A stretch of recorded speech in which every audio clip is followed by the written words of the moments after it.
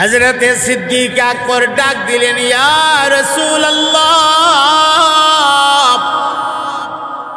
আল্লাহ রাব্বুল আলামিন যে সালাম দিয়েছেন আমাকে, আল্লাহ জাল্লা শানুহুকে আমার নাম নিয়ে আমার নামটা ধইরা সালাম দিছেন।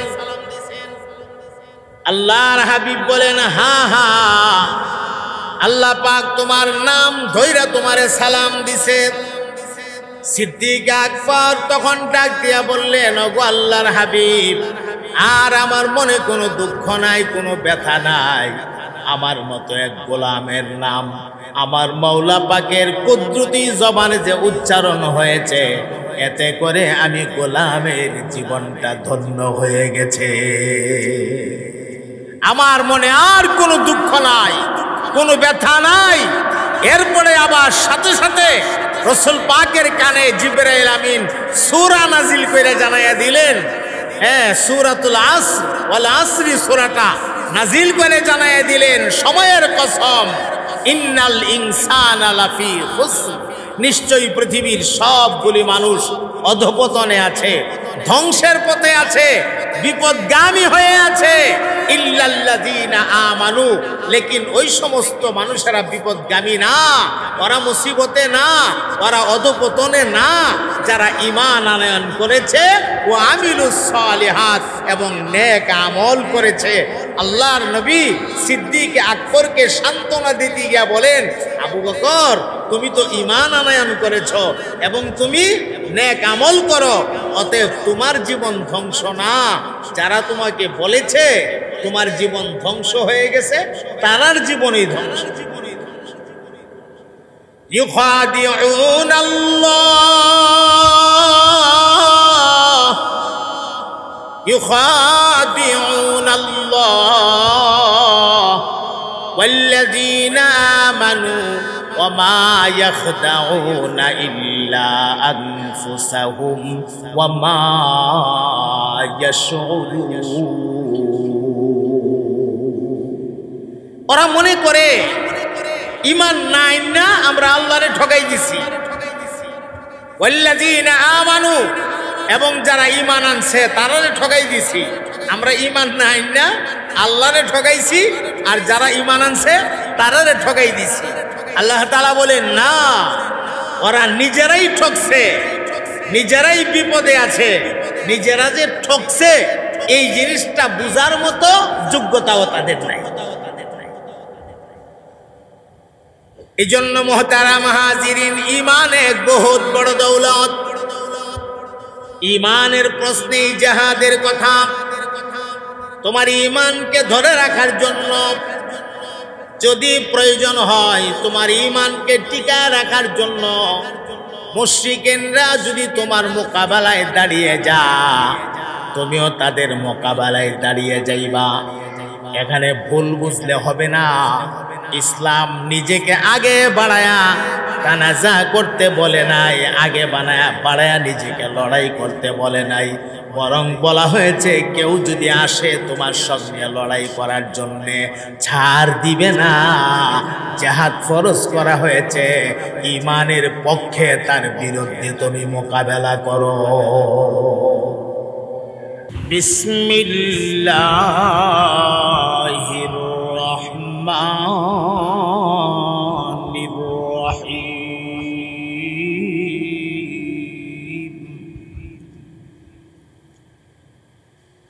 কুতিবা আলাইকুমুল কিতালু ওয়া হুয়া কুরহুল লাকুম ওয়া আসা تكرهوا شيئا وهو خير لكم وعسى أن تحبوا شيئا وهو شر لكم والله يعلم وأنتم لا تعلمون.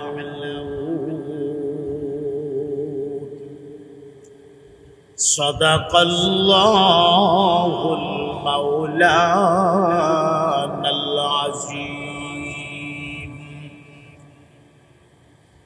اللهم صل على سيدنا ومولانا محمد وعلى آله وأصحابه وسلم জবান খুলে মুহাব্বতের আওয়াজে সকলে মিলে পড়ুন বালাগাল উলা বিকামালিহি কাশাফাত দুজা বিজামালিহি হাসুনাত জামিউ খিসালিহি সাল্লু আলাইহি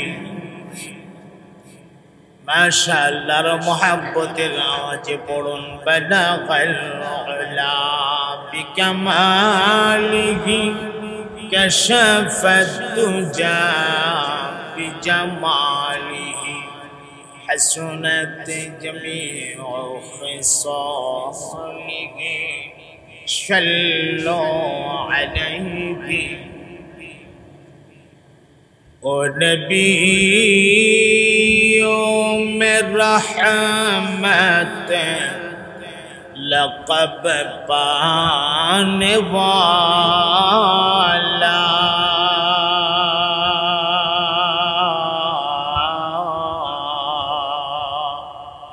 मुरादे गरीबों की बरलाने वाला बलगल उला بكماله كشف الدجى بجماله حسنت جميع خصاله صلوا عليه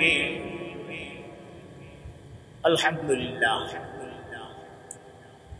الله جل شانه আলী শান দরবারে অসংখ্য অগণিত শুকর আর সুজুদ যে মহান রব্বুল আলামিন হাওয়াই যে দুনিয়া থেকে ফারেক করে সালাতুল জুমআ আদায় করার উদ্দেশ্যে আল্লাহ পাকের ঘরে আমাদেরকে আসার বসার এবং কাবলাল জুমআ দিনী কিছু কথাবার্তা বলার আর শোনার তৌফিকটুকু ইনায়ত করেছেন মহান মালিকের দরবারে আমরা শুকরিয়া পৌঁছাই জবান খুলে মুহাব্বতের আওয়াজে পড়ি আলহামদুলিল্লাহ।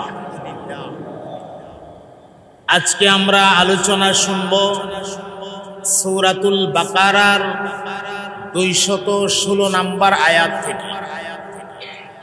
আল্লাহ রাব্বুল আলামিন বলেন কুতিবা আলাইকুমুল কিতাল ওয়া হুয়া কুরহুল লাকুম কুতিবা আলাইকুমুল কিতাল আই ফুরিদা আলাইকুমুল কিতাল, অর্থাৎ তোমাদের উপরে জিহাদকে ফরজ করা হয়েছে যদিও তোমরা এটাকে না পছন্দ করো। আসা আন তাকরাহু শাইআন ওয়া হুয়া খায়রুল লাকুম, এর ভেতরে এমন কিছু রয়েছে যে তোমার কাছে মনে হইতেছে এটা মন্দ, অথচ এর মধ্যে কোনো খাইরিয়ত আছে, কোনো ভালাই আছে, কোনো কল্যাণ আছে। وعسى أن تحبوا شيئا فهو شر لكم, অথবা কোনো বস্তুকে তুমি পছন্দ করো, ভালোবাসো, ওহুয়া শাররুল লাকুম, এর ভেতরে হয়তোবা রয়েছে কোনো অকল্যাণ, কোনো খারাপি। ওয়াল্লাহু ইয়ালামু ওয়া আনতুম লা তা'লামুন, আল্লাহ তাআলা জানেন তোমরা যা জানো, অর্থাৎ তোমরা যা জানো না এই সব বিষয় আল্লাহ তাআলা জানেন। আয়াতের খুলাসা হইল জিহাদ তোমাদের উপর ফরজ করা হয়েছে, এর ভেতরে তোমাদের জন্য তোমরা দেখতেছো কোনো খারাপি, হয়তোবা এর মধ্যে কোনো কল্যাণ রয়েছে, অথবা তুমি এটাকে ভালোবাসো কিন্তু জানো না এর মধ্যে কোনো শারারত রয়েছে। আল্লাহ তাআলা বলেন, তোমরা যা জানো না এর চেয়ে বেশি আমি মহান আল্লাহ জানি। এই হলো তর্জমাটা। ইসলামের একটা বিশেষ বিধানের নাম হচ্ছে জিহাদ। আমরা অনেক সময় সন্ত্রাস আর জিহাদ দুইটাকে একসাথে মিলাইয়া ফেলি। সন্ত্রাস এক জিনিস আর জিহাদ আরেক জিনিস। জিহাদটা ইসলামের একটা অংশ। দ্বীনের জন্য, আল্লাহ পাকের দ্বীনকে কায়েম করার জন্য বা কোরআনুল কারীমের বিধানকে কায়েম করার জন্য, আল্লাহর কোরআনের আহমিয়ত মানুষের সামনে তুলে ধরার জন্য, কোরআনের সপক্ষে যে লড়াইটা হয় এই লড়াইটার নামে হচ্ছে জিহাদ। সাহাবায়ে কেরাম আজমাইন যে কোরআন শরীফ আল্লাহ পাক ইশারা দিয়েছেন, তোমরা জানে মালে আল্লাহ পাকের রাস্তা নিজেকে কুরবানি করে দাও। জানে মালে, মাল তো আমরা বুঝি ওই মাল, মাল তো লাগেই সব কাজে। জিহাদেও তো মাল লাগে, মাল ছাড়া তো আর জিহাদ করা সম্ভব না। মাল তো লাগবেই, তো মাল কোরবানি দেও। সাহাবায়ে কেরাম আজমাইন অনেক মালকে আল্লাহর রাস্তায় কোরবানি দিয়েছেন। সিদ্দিক আকবরের কথায় আসছে, এক জিহাদের জন্য আল্লাহর হাবিব যখন চাঁদা কালেকশন করতেছেন, চাঁদা টাকা উঠাইতেছেন, তখন সিদ্দিক আকবর একটা পুটলা নিয়া রাসূল করিম সাল্লাল্লাহু আলাইহি সাল্লামের সামনে ছাইরা দিছে। এক পুটলা, খুব ছোট একটা পুটলা। তো সাহাবায়ে কেরাম আজমাইন তো যার যার মতো করে দিতেছে। কেউ বললেন, ইয়া রাসূলুল্লাহ আমি 2 ভাগের অর্ধেক দিছি। কেউ বললেন আমি 4 ভাগের 1 ভাগ দিছি। কেউ বললেন আমি 3 ভাগের 1 ভাগ দিছি। সিদ্দিক আকবরকে জিজ্ঞাসা করলে তিনি বললেন, ইয়া রাসূলুল্লাহ আমার ঘরে যা ছিল আমি সব দিয়ে দিছি। তো তুমি তোমার ঘরের জন্য কি রাখছো? তো ঘরের জন্য আল্লাহ এবং আল্লাহর রাসূলকে রাখছো। এটা ওনার নজরিয়াতে, ওনার দৃষ্টিতে এটাকে উনি পছন্দ মনে করছেন যে সব আমি আল্লাহর রাস্তা দিয়ে দিলেও আল্লাহ হয়তো আমাকে ঠেকাবেন না, আল্লাহ আমাকে যে কোনো উপায়ে চালায় নিবেন। ওনার ইমানের উপরে উনি বিচার কইরা যা ছিল জাগতিক সম্পদ সব দিয়ে দিছে। জানের কোরবানি যদি আমরা লক্ষ্য করি, সাহাবায়ে কেরাম আজমাইন জান রাসূল করিম সাল্লাল্লাহু আলাইহি সাল্লামের পক্ষে, ইসলামের পক্ষে, কোরআনের পক্ষে জান দিয়েছেন, জীবন দিয়েছেন অসংখ্য সাহাবীরা। এরকম অনেক নজির আছে। একটা নজির আপনাদেরকে আমি ছোট্ট করে শোনাই।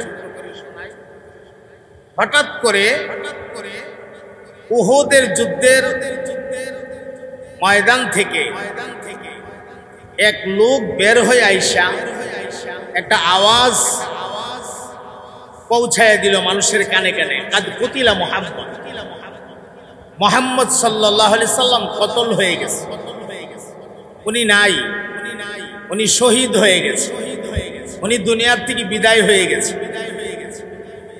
এই কথাটা সাহাবায়ে কেরাম আজমাইন যারা, তাদের কলবে কি পরিমাণ আঘাত করছে, এটা যে সমস্ত সাহাবীরা যাদের কানে আওয়াজটা পৌঁছছিল তারা হয়তো অনুভব করতে পারছে, কারণ তারা তো নিজের জীবনের চাইতেও আল্লাহর হাবিবরে বেশি ভালোবাসতেন। তো এই অবস্থায় সবে মাত্র বিবাহ করছে, হ্যাঁ বিবাহ মাত্র করছে, বাসর রাত্রটা বিদায় হয়েছে। রাসূল পাকের সাহাবী হযরত হানজালা রাদিয়াল্লাহু তাআলা হঠাৎ করে যখন আওয়াজটা কানে বাজছে, বাজার সাথে সাথে উনি গেছিল গোসল করার জন্য, ফরজ গোসল করবে, গোসল করতে গেছে। আওয়াজটা কানে বাজার সাথে সাথে উনি ফরজ গোসলের কথাই ভুলে গেছে। গোসল যে ফরজ এই কথাই মনে নাই, ভুলে গেছে। দৌড়াইয়া পাগলের মতো বাসায় আসছে। বিবিকে বললেন, আমার যুদ্ধের তলোয়ার দাও, আমি ময়দানে যাব। এই মুহূর্তে আমার কানে আওয়াজ আসছে, কাদ কুতিলা মুহাম্মদ, মুহাম্মদ সাল্লাল্লাহু আলাইহি সাল্লাম কতল হয়ে গেছে। তো আল্লাহর হাবিব যদি দুনিয়াতে না থাকে, আমি থাকা আর না থাকা সমান কথা। আমি থাকলে কি হবে আর না থাকলে কি হবে, আমি ময়দানে যাব। এই অবস্থায় তিনি তলোয়ার নিয়ে ময়দানে চলে গেলেন, অথচ ওনার শরীর নাপাক। এটা তো উনি জানে আর আল্লাহ তাআলা জানে, আর কেউ জানে না।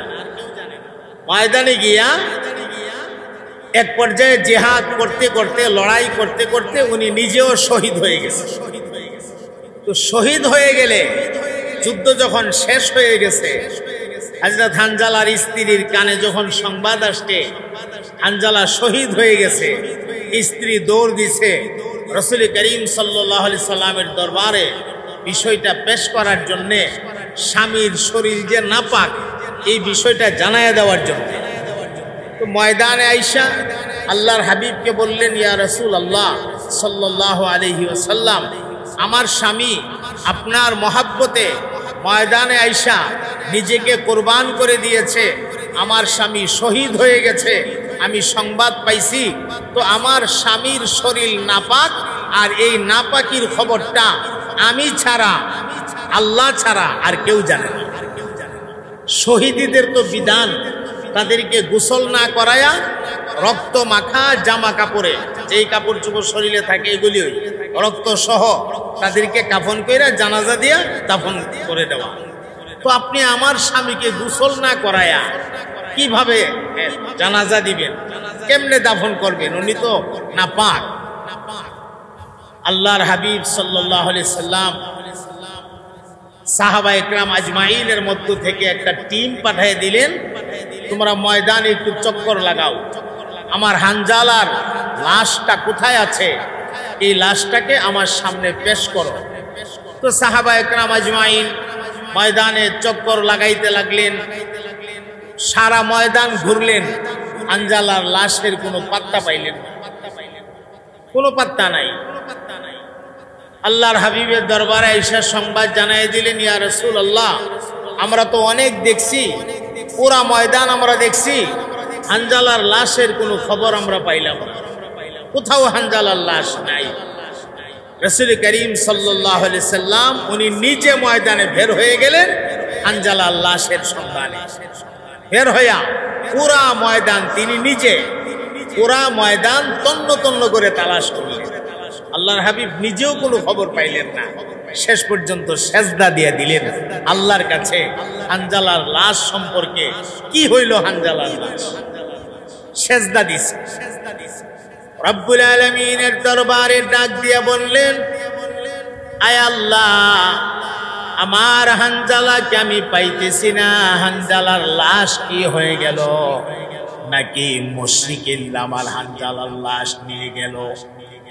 হাকামুল হাকিমিন আল্লাহ রব্বুল আলামিন জিবরাইলকে পাঠায়া দিলেন, যা রে জিবরাইল, জলদি জলদি যা, আমার হাবিবের কানে গিয়া সংবাদটা পৌঁছায়া দে, যে হানজালা আমি আল্লাহর প্রেমে পাগল হইয়া, আমার হাবিবের ইশকে পাগল হইয়া নাপাক শরীর নিয়ে ময়দানে শাহাদত বরণ করেছে।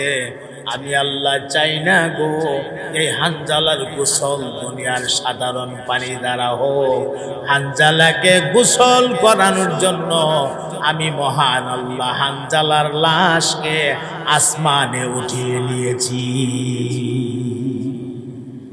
হানজালার লাশ জমিনে নাই, আসমানে নিয়ে গেছে। জিবরাইল আমার হাবিবরে বলবা একটু উপরের দিকে তাকাবার জন্য। এমনি জিবরাইল আমিন আয়েশা হাজির। আসসালামু আলাইকা ইয়া রাসূলুল্লাহ, আসসালামু আলাইকা ইয়া হাবিবাল্লাহ। সেজদা থেকে মাথা উঠান, আপনার হানজালার লাশের সন্ধান নিয়ে আসছি। কি সন্ধান? জিবরাইল আমিন বললেন, আল্লাহর তরফ থেকে আল্লাহ রাব্বুল আলামিন বলেছে আপনার হানজালা নাপাক শরীরে শাহাদত বরণ করেছে।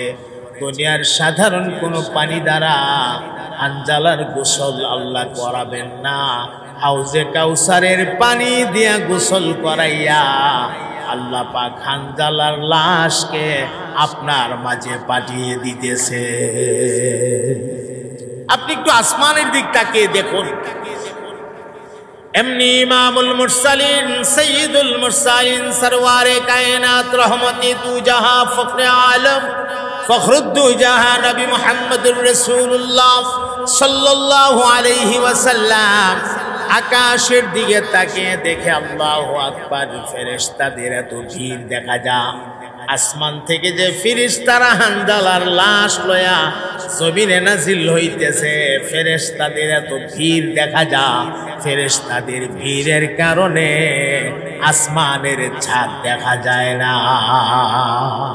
আকাশ দেখা যায় না। এত বিপুল পরিমাণে ফেরেশতা হানজালারে নিয়ে জমিনে নাজিল হইতেছে। আমার মুহতারাম ভাইয়ারা, হানজালার গোসল আল্লাহ কুদরতি ভাবে কমপ্লিট করে দিলেন। এবার হানজালার জানাজা হয়ে গেল। আল্লাহর হাবিব হানজালার লাশকে কবরে রাখার জন্য সামনের দিকে আগায়া যাইতেছেন।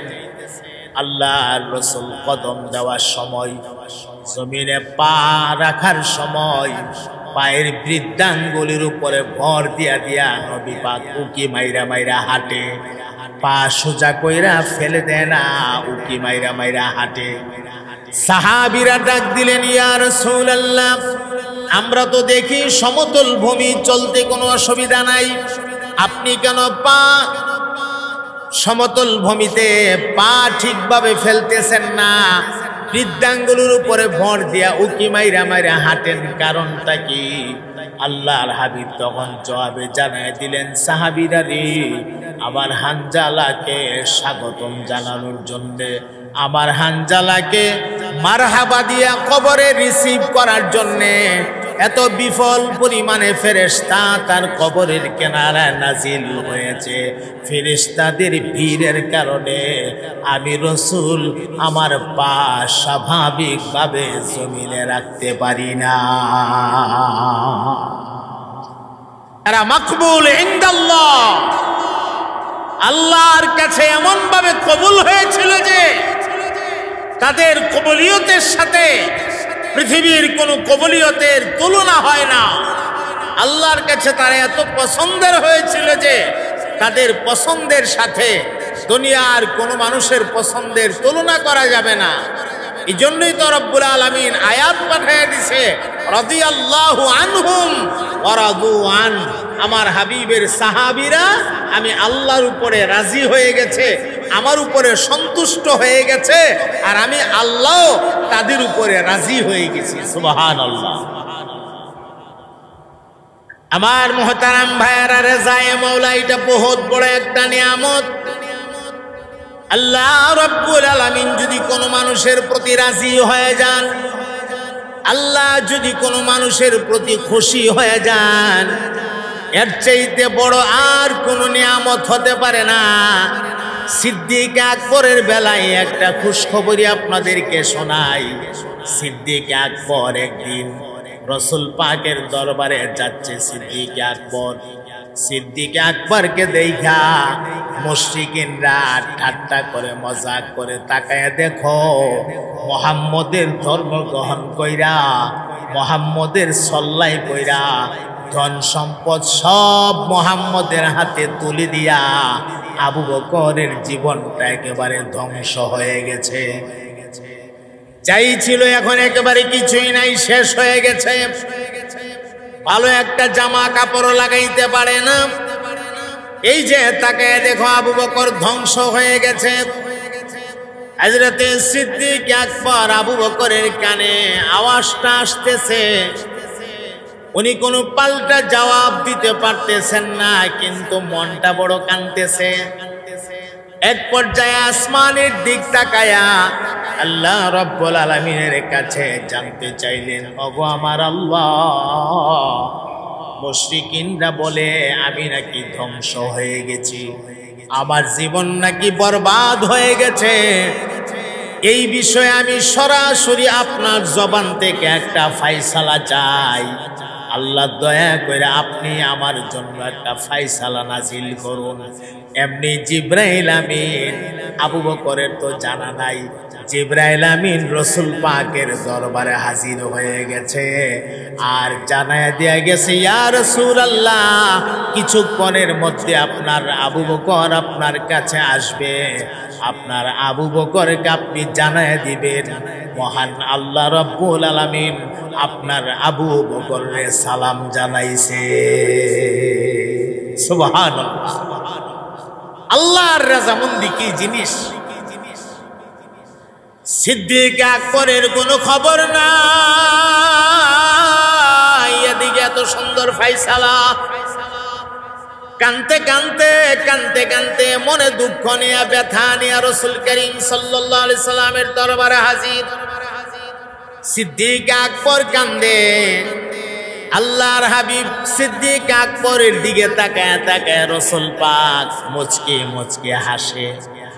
আবু বকর মনে মনে কয়, আমি কান্দি আর নবী দিয়ে হাসে, ঘটনা কি?